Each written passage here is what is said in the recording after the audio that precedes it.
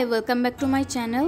आज के प्राय 1 থেকে 1.5 सप्ताह पर आमी आमार चैनेले एक रेसिपि शेयर करछि। नाना बाधार कारणे आमी रेगुलार रेसिपि शेयर करते पारी ना, ताओ चेष्टा करी जतटा सम्भव एक्टिव थाका जाए। तो आज के बानाচ্ছি दई बड़ा। गरमे एमन एक रेसिपि जेटा खेले सकलेर प्राण जुड़िए जाबे सेरकम एक रेसिपि हलो এই दई बड़ा। चलो ताहले देखि नी दई बड़ा कि करे बानाচ্ছি। दई बड़ार बड़ा बानाते लागबे बिउलिर डाल। তাই বিউলির ডাল নিয়ে 5 থেকে 6 ঘন্টা ভিজিয়ে রেখেছিলাম। এবার পরিষ্কার জল দিয়ে ডালগুলোকে ভালো করে 2 থেকে 3 বার ধুয়ে নিয়েছি। এরপর জল ঝরিয়ে ডালগুলোকে মিক্সার গ্রাইন্ডারে ট্রান্সফার করছি। এবার বিউলির ডালগুলোকে জল ছাড়া ভালো করে বেটে নেব। দই বড়ার ব্যাটারটা যত ঘন হবে ততই ভালো, তাই যতটা সম্ভব জল ছাড়া ডালটা বাটার চেষ্টা করতে হবে। প্রয়োজন হলে खूब सामान्य जल व्यवहार करा जेते पारे। डाल बाटाटा मिहि करे ना बेटे एकटू दाना दाना राखले खावार समय एकटा टेक्सचार आसबे, ताते खेतेও खूब भालो लागबे।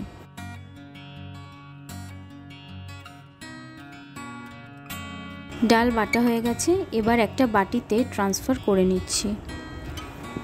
এইবার डालेर ব্যাটারটাকে खूब भालो करे हाथ दिए फेटते हबे। যতক্ষণ ধরে সম্ভব ততক্ষণ ধরে ডালটাকে ফেটাতে হবে। আমি এখানে ঠিক যেমন ভাবে ডালটাকে ফেটাচ্ছি সেরকম ভাবেই ফেটাতে হবে। ডাল ফেটানোর ফলে এর মধ্যে এয়ার ইনকর্পোরেট হবে, তার ফলে বড়াটাও খুব সুন্দর হবে। এই ঠিক মতন ডাল ফেটানোটা কিন্তু খুব ইম্পর্টেন্ট একটা স্টেপ। ব্যাটারটা ঠিক আছে কিনা সেটা দেখার জন্য একটা বাটিতে জল নিয়ে তার মধ্যে সামান্য ব্যাটার ফেলে দেখছি। ব্যাটারটা জলের উপর ভাসছে মানে কেল্লা ফতে। বড়া ভাজার আগে একটা ঘোল মতন বানিয়ে নিতে হবে। তার জন্য একটা পাত্রে সর্ষের তেল দিয়ে তার মধ্যে সর্ষে আর কারি পাতা ফোড়ন দিচ্ছি। এরপর গ্যাসের আঁচটা কমিয়ে দিচ্ছি জিরে গুঁড়ো আর ধনে গুঁড়ো। ভালো করে নেড়ে চেড়ে এর মধ্যে জল ঢেলে দিচ্ছি। খুব সাবধানে করতে হবে যাতে গুঁড়ো মশলা পুড়ে না যায়। এরপর পরিমাণ মতন চিনি আর নুন দিয়ে খুব ভালো করে মিশিয়ে নিচ্ছি। এবার এই জলটাকে খুব ভালো করে ফুটিয়ে নিতে হবে।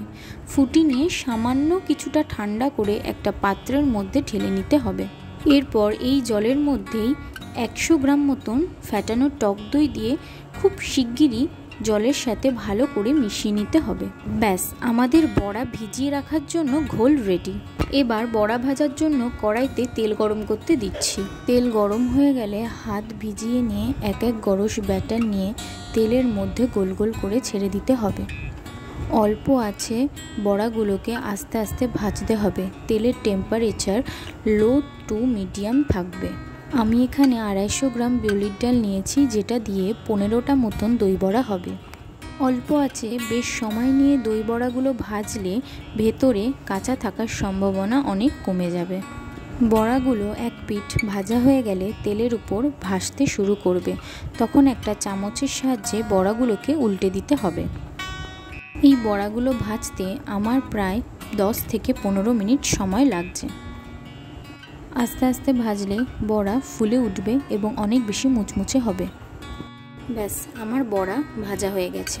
এরপর বড় একটা ঝাঁঝরি হাতা নিয়ে তেল থেকে ভালো করে ছেঁকে তুলে নিয়ে আগে থাকতে বানিয়ে রাখা ঘোলের মধ্যে বড়াগুলোকে ভিজিয়ে রাখতে হবে। সবাই সাধারণত বড়াগুলোকে নুন চিনির জলের মধ্যে ভিজিয়ে রাখে, কিন্তু আমি একটু অন্যরকম করার চেষ্টা করেছি। এটা সম্পূর্ণ আমার নিজস্ব আইডিয়া।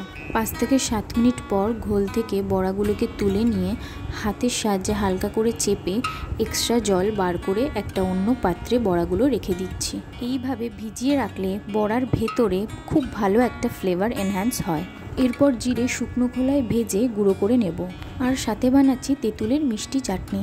এর রেসিপি জানতে হলে আমাকে কমেন্ট করো, আমি অবশ্যই রেসিপি শেয়ার করব।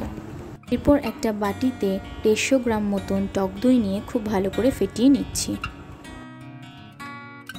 দই ফেটানো হয়ে গেছে। এবার এর মধ্যে সামান্য চিনি আর নুন দিয়ে খুব ভালো করে সব কিছুকে মিশিয়ে নিচ্ছি। দইটা আমার বেশ খানিকটা ঘন মনে হচ্ছে, তাই আমি এর মধ্যে সামান্য জল দিয়ে খুব ভালোভাবে ফেটিয়ে নিচ্ছি। এই ফেটানো টক দই একদম স্মুথ হতে হবে, যেন কোনো লাম্প না থাকে। ব্যাস, সব প্রিপারেশন রেডি। এবার অ্যাসেম্বল করার পালা। যার জন্য নিয়েছি কাঁচা লঙ্কা কুচি, ঝুরি ভাজা, ফ্যাটানো টক দই, ধনেপাতা কুচি, গ্রিন চাটনি যেটার রেসিপি আমার চ্যানেলে পোস্ট করা আছে, আর মিষ্টি চাটনি আর ভাজা জিরের গুঁড়ো। দই বড়া সার্ভ করার জন্য আমি এখানে একটা মিডিয়াম সাইজের বোল নিয়েছি। আমি এখানে একসাথে 3টে বড়া সার্ভ করছি। 3টে বড়া রেখে তার ওপরে ফ্যাটানো টক দই ঢেলে দিলাম। 3টে বড়ার জন্য 150 গ্রাম টক দই দিচ্ছি, মানে 15টা বড়ার জন্য প্রায় 750 গ্রাম টক দই লাগবে।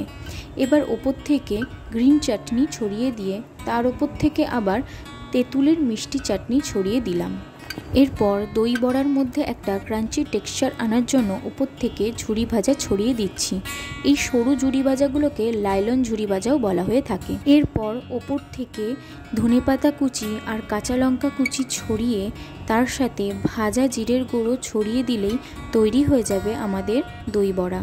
এই দই বড়া সাথে সাথে অ্যাসেম্বল করে তো খেতে ভালোই লাগে, কিন্তু এটা ফ্রিজে রেখে ঠান্ডা ঠান্ডা সার্ভ করলে আরও বেশি খেতে ভালো লাগে। সেক্ষেত্রে ঝুরি ভাজাটা খাবার আগে দিতে হবে। আমি আগে কখনোই দই বড়া বানাইনি, এবার প্রথম বানালাম, আর খেতে কিন্তু এটা অসাধারণ হয়েছিল। আমার বাড়ির সকলের খুবই ভালো লেগেছিল। তোমরাও বাড়িতে ট্রাই করে জানাও রেসিপিটা কেমন লাগলো। Subscribe to my channel. Also don't forget to like, comment and share. Thanks for watching.